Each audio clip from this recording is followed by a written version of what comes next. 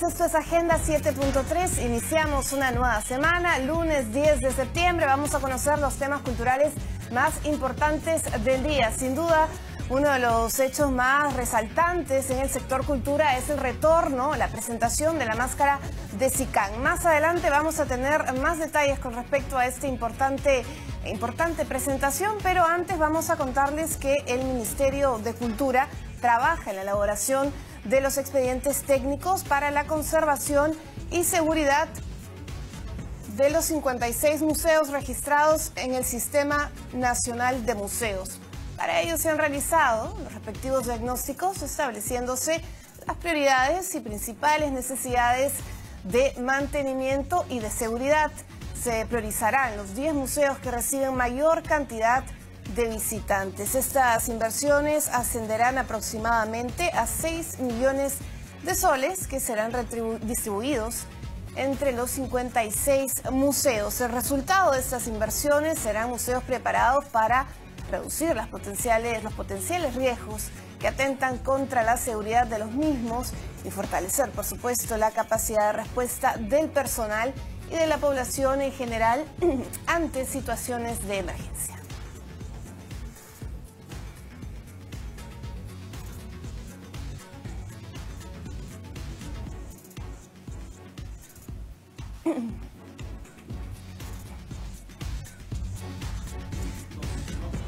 Amigos, vamos ahora con lo que les anunciábamos hace algunos instantes, un hecho importantísimo que se ha llevado a cabo hace algunos minutos en Palacio de Gobierno. Vemos ahí al presidente de la República, acompañado con otros ministros de Estado, haciendo la presentación oficial de la máscara de SICAN, que retornó a nuestro país casi después de 19 años de un proceso judicial. Vemos ahí esta máscara alusiva a Ana Lamp, ser mitológico importantísimo en la cultura lambayeque. Durante la presentación, la ministra de Cultura además señaló un dato bastante importante. Ella ha mencionado que en los próximos días, no solamente la máscara de SICAN, sino que serán repatriados 1.700 piezas, partes de nuestro patrimonio cultural. Vamos ahora con declaraciones del presidente de la República. Tuvo que viajar hasta Alemania para ella misma traerla y poder nuevamente contar con ella. Y este hecho nos lleva a relacionar varios acontecimientos, ¿no? En la mañana estuvimos también con los medios de comunicación anunciando el inicio de operaciones de un nuevo yacimiento minero en el Perú. Y es importante esa noticia porque vamos a tener mayores ingresos en nuestra economía, va a crecer a los ritmos que estamos pensando, porque hay nuevas inversiones mineras, ¿no? Y eso que alguien puede pensar como algo nuevo, vemos desarrollo de minería en el Perú de hace aproximadamente 1000 años. O sea, los antiguos peruanos ya trabajaban el cobre, ya trabajaban el oro, ya tenían muestras de su trabajo, de su cultura, del arte milenario. Y necesitamos revalorarlo, y por eso es que como gobierno estamos haciendo un gran esfuerzo de no solamente recuperar lo que es nuestro y está distribuido en diferentes museos públicos y privados en todo el mundo, y su sitio es aquí en el Perú, y vamos a continuar con este esfuerzo. Esto es una muestra de que estamos recuperando nuestro patrimonio, nuestra cultura, nuestra historia. Pero adicionalmente, justo precisamente con la ministra, estuvimos hace 2 semanas visitando el avance y constatando el avance de la construcción del Museo Nacional, el nuevo Museo Nacional que está en plena construcción en Pachacamac. Y hemos visto que está avanzando según el cronograma, lo cual nos permite asegurar que a mediados del próximo año 2019 tendremos la infraestructura concluida al 100% y nos permitirá en un plazo de un poco más de un año poderlo equipar e implementar de manera adecuada para que podamos todos los peruanos y todos los que nos visiten poder conocer al detalle nuestra historia de la cual nos sentimos sumamente orgullosos y que es la base, el cimiento para desarrollar el futuro que todos queremos para las próximas generaciones. Así que esto es un hecho simbólico de mucho valor para todos los peruanos, el haber recuperado esta máscara de Sicán, de la cultura lambayeque. Bueno, ya escuchábamos al presidente de la República, Martín Vizcarra, tras la presentación de la máscara de Sicán, que retorna a nuestro país casi después de 19 años de un proceso judicial en Alemania, luego que fuera decomisado por la oficina de Interpol en el año 1999. Tenemos información en vivo con nuestro compañero David Ponce desde Palacio de Gobierno. David, te escuchamos. Jennifer, ¿cómo estás? Buenas tardes. Aquí en el hall principal de Palacio de Gobierno, luego de esta ceremonia de la recuperación de la máscara de Sicán, luego de 20 años de arduo trabajo que ha significado para el Ministerio de Cultura recuperar. Estamos con el viceministro de Patrimonio, el señor Luis Felipe Villacorta, para que nos informe algunos detalles de lo que ha significado esta tarea. ¿Cómo está? Buenas tardes. Muy buenas tardes a los televidentes de TV Perú y al público nacional en general. Esta es una tarde realmente muy importante para el patrimonio nacional. El Estado peruano, y recalco, es nuestro país el que ha logrado luego de 19 años de una manera intersectorial y articulada, gracias a la labor del Ministerio de Cultura como también de nuestra Cancillería, lograr la repatriación de un bien cultural de trascendental importancia como es la máscara de Sicán perteneciente a la cultura lambayeque. Se ha enfrentado todo un proceso judicial para la repatriación. Sí, efectivamente, hemos realizado una labor ante las autoridades jurisdiccionales de la República Alemana y los representantes de los gobiernos federales de ese país, que finalmente luego de 19 años nos han permitido lograr la recuperación de este importante bien que había salido de forma ilícita de nuestro país, ¿no? ¿Cuáles son las características y cuál es la modalidad con que estos traficantes logran sacar estos objetos valiosos? Sí, lastimosamente nuestro país es un lugar de alguna manera víctima también del tráfico ilícito de bienes culturales, que junto con el tráfico de armas y el tráfico de drogas corresponden a uno de los más grandes flagelos que afronta la humanidad. En este contexto lo que sucedió es que hace algunos años ya las autoridades alemanas tenían identificada la acción ilegal de un traficante de patrimonio cultural turco, entre cuyos objetos aparecía esta máscara. La acción de las autoridades alemanas logró en un principio, por supuesto, hacer este decomiso, pero fue la labor del Ministerio de Cultura y de la Cancillería demostrar dos temas. En primer lugar, la originalidad de este bien, entendido también como parte del legado cultural peruano, y por supuesto la otra parte era la demostración de que este bien había salido de forma ilícita de nuestro país. La convergencia de estos dos criterios mostrados y sustentados ante las autoridades jurisdiccionales alemanas fue la que al final permitió la repatriación de este bien. Y ahora, ¿dónde va a estar? Probablemente el público va a querer observarlo. ¿Pronto se va a poder? Sí, este bien se incorpora al Registro Nacional del Patrimonio Mueble de la República y por supuesto en breve estaremos compartiendo con la opinión pública cuál será el destino que por supuesto será puesto al alcance del disfrute de la comunidad nacional a través de nuestros museos. Muy gentil, muchísimas gracias. Muy amable. Bien, Jennifer, entonces, agregar algo importante que ha señalado la ministra. En los próximos meses, pues se van a repatriar 1.700 piezas, también procedentes de diversos países. Contigo en estudios. Bueno, muchas gracias a nuestro compañero David Ponce desde Palacio de Gobierno, entendiendo un poquito cómo ha sido este importante proceso de repatriación. Ya lo señala él, en los próximos días 1.700 piezas regresan a nuestro país y se suman a las 7.000 piezas que ya han sido repatriadas de distintos países y que forman parte de nuestro patrimonio cultural. Vamos ahora a hablar de más del 80% de casonas que se encuentran en riesgo de colapsar, según el último análisis realizado por expertos. El arquitecto José Sato señala que se esperan los resultados del censo para realizar una evaluación general del estado de estas viviendas en Lima.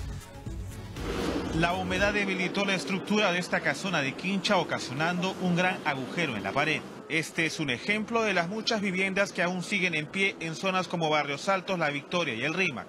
Es necesario preservar la seguridad, la vida de las personas, porque esto simplemente va a continuar, ¿no? El deterioro ya es evidente y hay que tomar medidas preventivas. Según el arquitecto José Sato, en el 2009 se hizo un estudio donde se reveló que más de 200.000 viviendas se encontrarían en riesgo de colapsar ante un sismo de gran magnitud, una cifra que esperan actualizar en los próximos meses luego de tener los resultados del censo. Últimamente hemos estado trabajando en el Distrito de Independencia, en zonas de la era de Cerros, ahí en algunos barrios donde hemos investigado con la UNI, un 80% de las viviendas podrían tener colapso o daño irreparable.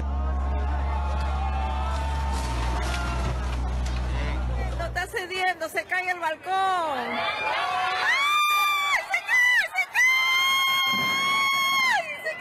se cayó! Las casonas pasan por una situación crítica, sobre todo en épocas de humedad. Hace 4 semanas una vivienda de similares características del Jirón Marañón en el Rímac se vino abajo. Según el reporte realizado por la Gerencia de Defensa Civil y Gestión de Riesgos de la Municipalidad de Lima, unas 1.270 casonas se encuentran en riesgo de colapsar. Sin embargo, no se han iniciado acciones para retirar a los habitantes. Amigos, hacemos una pausa, regresamos con más información aquí en Agenda 7.3.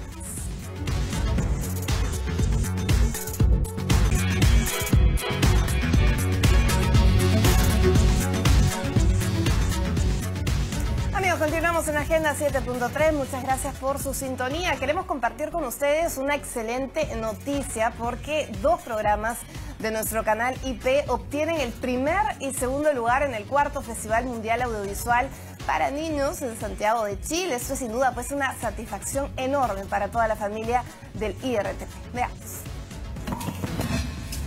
Al salir, con todos los objetos recolectados, se encontraron con un reloj muy antiguo que no tenía manijas. Pipo, Vivi, Tato, Lila y Mimi experimentan en cada episodio una nueva aventura donde los niños aprenden valores y acciones por el planeta. ¡Miren! ¡Los girasoles bajaron su cabeza! ¡Los girasoles vuelven a levantar su cabeza! Como yo en las mañanas, que me levanto cuando sale el sol. Ciudad Jardín es una serie animada en 2D que transmite el canal IP en coproducción con Polirama y Caracol. La reflexión de cómo vivir en armonía, la diversión sana y lecciones de vida han hecho que esta producción, realizada en Perú, consiga nada más y nada menos que el primer lugar del 4º Festival Mundial Audiovisual para Niños en Santiago de Chile, con el episodio Girasoles en la categoría serie preescolar. ¡Miren! ¿Se dieron cuenta de que los girasoles se mueven solos? ¿Y cómo así sucede esto? Tenemos que descubrir este gran misterio observando. Nos dejan bien parados afuera, digamos. Tienen un buen nivel audiovisual y como contenidos son bastante buenos. Quiero contarles que el fin de semana le pedí a mi mamá que me llevara a un lugar donde hay muchas cosas antiguas. ¿Saben por qué? Porque un día leo un libro en el cual decía que las cosas antiguas exactamente no tienen que ser aburridas. No hay mejor nave para viajar que el interior de un libro. Con esta frase, Chicos IP nos incentiva a la lectura en niños y niñas. Y Viajes de Papel se ha convertido en ese espacio que despierta nuestra imaginación y cultura. ¿Se han preguntado cuántos tipos de gatos hay? Suena raro, ¿no? Yo pensaba que los gatos eran solo gatos, pero resulta que hay un montón de tipos, cada uno diferente entre sí. Nominada por la narración del cuento Gato de Mercado en la categoría Serie Infantil No Ficción. Algunos son gatos de techo, esos que salen a caminar de noche y juegan entre ellos bajo la luna. Esta producción 100% nacional obtuvo el segundo lugar en dicho certamen internacional que congregó a lo más selecto de las producciones infantiles del cine y la televisión. El público eligió a Ciudad Jardín y Viajes de Papel entre sus favoritas a través de las redes.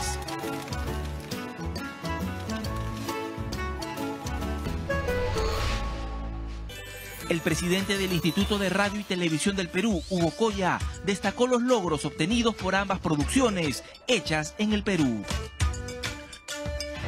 Orgullo nacional que nos demuestra que programas educativos y entretenidos contribuyen al gran cambio para un futuro mejor. Bueno, felicidades a todo el equipo de IP que día a día hacen posible el primer canal dedicado a niños y adolescentes peruanos. Vamos ahora con otro tema. Revelan el contenido de una carta de don José de San Martín que le escribió al militar chileno Bernardo O'Higgins. La misiva estaba en una de las propiedades de la expresidenta argentina, Cristina Fernández, que son allanadas por la investigación de casos de corrupción. Según el portal Infobae, esta carta es de 1835 y fue escrita por el militar argentino cuando se encontraba en exilio en París. En ella se quejaba del trato que habían recibido los libertadores por quienes gobernaban los países independizados. Manifiesta además su preocupación por su par chileno, quien también se encontraba en exilio en nuestro país, en Lima. El texto llegó al Archivo General de la Nación.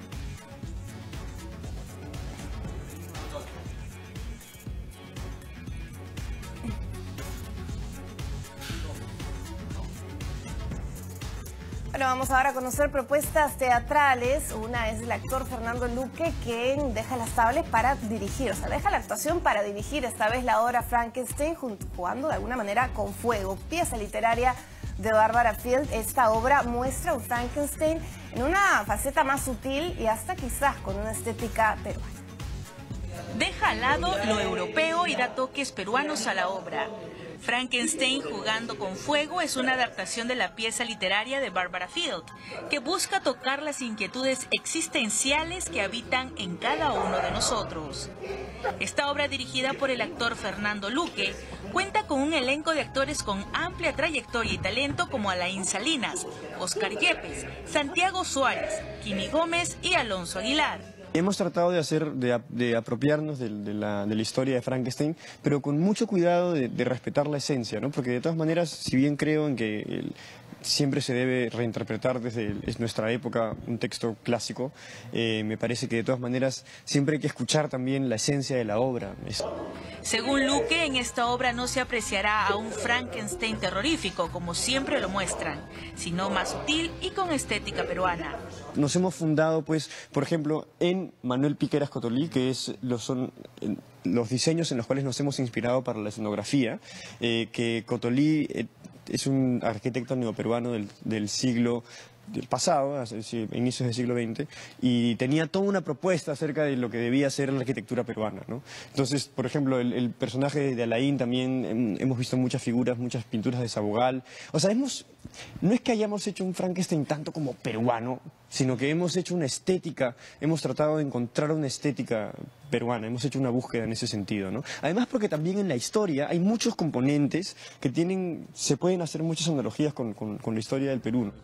Esta obra toma lugar cuando Víctor Frankenstein, luego de una persecución por distintos lugares, llega a acorralar al monstruo que creó en su juventud y que tanto sufrimiento le ha traído.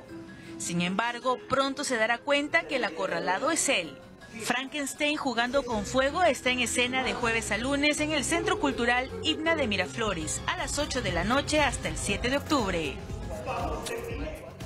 Bien, amigos, y esta semana, Agenda 7.3, les presentamos un bloque de libros que comparten vivencias cotidianas. Mi mundo en tus ojos es el primero de Abril Camino, que explora una historia de amor y autosuperación, mientras que de otro lado, Miguel Rubio del Valle nos presenta su segundo libro, La expulsión del paraíso, que es un conjunto de cuentos con tinte autobiográfico.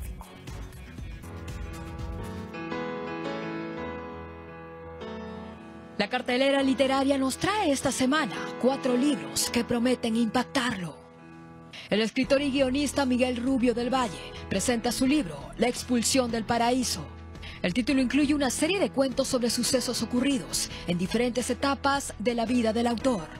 Al escribir La expulsión del paraíso he intentado, ojalá lo haya logrado, no aburrir a quienes me leen, ¿no?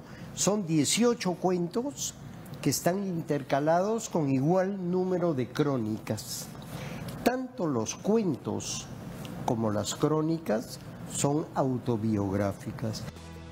¿Qué ocurre cuando dos personas se encuentran en el punto perfecto del camino? Esta respuesta nos la dará el libro Mi mundo en tus ojos, de Abril Camino.